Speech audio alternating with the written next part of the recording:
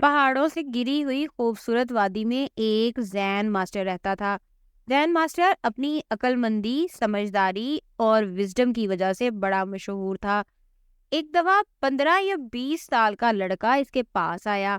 Master, میں چاہتا ہوں کہ میں ایک اچھی اور کامیاب زندگی گزاروں، خود بھی خوش رہوں اور دوسروں کو بھی خوش رکھوں۔ آپ مجھے کوئی نصیحت کریں، کامیاب زندگی گزارنے کا کوئی سیکرٹ، کوئی راز بتائیں۔ زین ماسٹر اس کی بات سن کر مسکرایا۔ میں تمہیں 5 اصول بتاتا ہوں، ان 5 اصولوں کو اپنی زندگی میں شامل کر لو۔ 5 طرح کی سچویشنز، 5 طرح کے موقع جب تمہاری زندگی میں آئے تو تم نے خاموش رہنا ہے۔ تمہیں لگے گا کہ تمہیں بولنا چاہیے، لیکن تم نہیں جانتے کہ اگر تم خاموش رہو گے تو یہ تمہارے حق میں زیادہ اچھا ہوگا۔ تمہارے لیے خاموش رہنا مشکل ہوگا، لیکن اگر تم یہ کر پاؤ تو تمہاری زندگی بدلنا شروع ہو جائے گی۔ پہلا موقع وہ ہے جب تمہیں غصہ آئے۔ زین ماسٹر نے وضاحت کی، جب ہمیں غصہ آتا ہے اور اس غصے کو اگر ہم کنٹرول کرنے میں کامیاب نہیں ہوتے تو غصے کا وہ بادل ہماری عقل کو ڈھانپ لیتا ہے، ہمارے اندر کے سکون کو برباد کر دیتا ہے۔ ہم جذباتی ہو جاتے ہیں، صحیح فیصلہ نہیں کر پاتے۔ اس لیے جب کبھی غصہ آ جائے، جب ہمارے جذبات میں چڑھاؤ آ جائے تو کچھ بھی کہنے، کچھ بھی کرنے کی بجائے خاموش ہو جائیں۔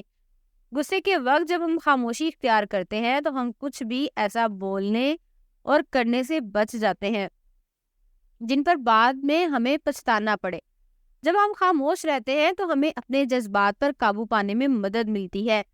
جذبات کے غصے کے بادل غائب ہونے لگتے ہیں اور ہمیں صاف صاف دکھائی دینے لگتا ہے۔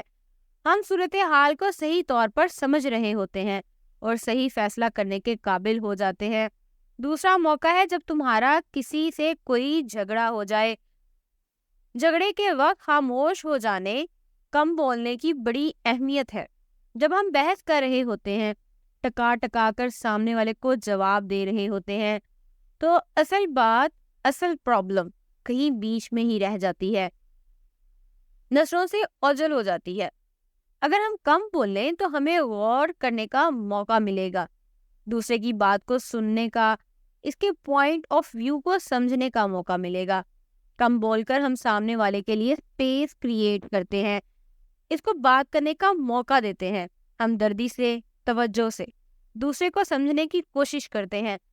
جب آپ کسی کے ساتھ جھگڑ رہے ہوں تو ہم اس کی نہیں سنتے، ہمارا دھیان تو بس اپنی بات کرنے، اپنی دلیل دینے، اپنے آپ کو ڈیفینڈ کرنے کی طرف ہوتا ہے۔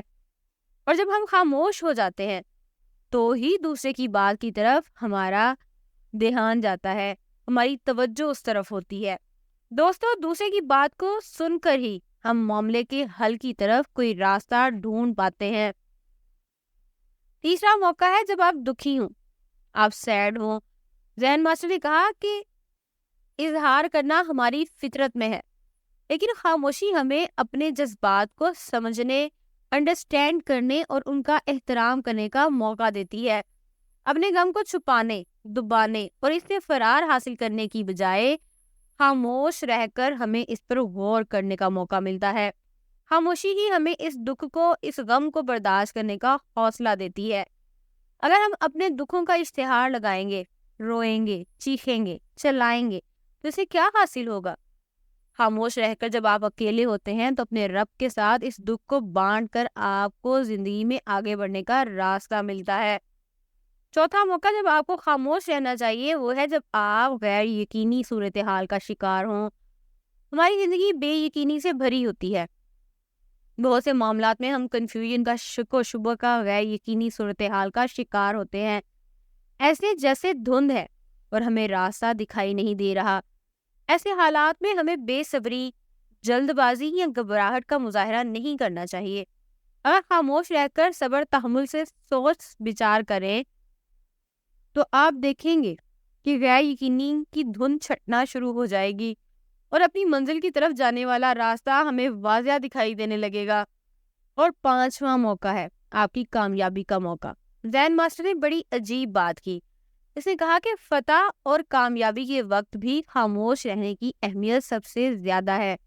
اپنی اچیومنٹ، اپنی سکسیس پر بہت زیادہ شور مچانے، خوشی منانے اور اپنے آپ کو اچھا کہلوانے کی وجہ سے ہمارے اندر انا اور غرور، ایگو، تکبر کے احساس بڑھنے لگتا ہے۔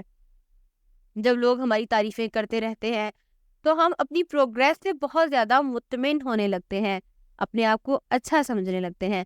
اپنی اچیومنٹس پر شور مچانے، داد وصول کرنے کی بجائے اگر ہم خاموش رہیں، پرسکون رہیں، عاجزی اختیار کریں تو ہماری گروتھ کا سفر تیز ہو جاتا ہے۔ اگر ہم اپنی اچیومنٹس کو بہت بڑا نہ سمجھیں تو کچھ بڑا کرنے کی سوچ ہمارے ذہن میں پلتی رہتی ہے۔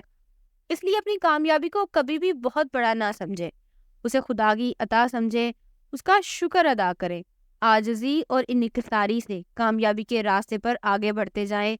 تب اس لڑکے کو بات سمجھ آ گئی کہ خاموشی صرف شور نہ مچانے کا ہی نام نہیں ہے، بلکہ خود آگاہی پیدا کرنے، اپنے آپ کو جان لینے اور مختلف سچویشنز میں اپنے آپ کو موٹیویٹ کرنے، اپنی حوصلہ افزائی کرنے، اپنی ہمت بڑھانے کا بھی ایک بہت بڑا ہتھیار ہے۔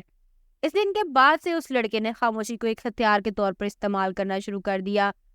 جب بھی اس کی زندگی میں کوئی چیلنج آتا، کوئی غیر یقینی صورتحال پیدا ہو جاتی، کوئی صدمہ مل جاتا، تو وہ خاموشی کی ہتھیار کو ضرور استعمال کرتا، جس سے اسے مضبوطی، سکون اور آگے بڑھنے کا راستہ مل جاتا۔ اور زندگی میں ہر روز کچھ نیا سیکھو، نیا سوچو، نیا کرو۔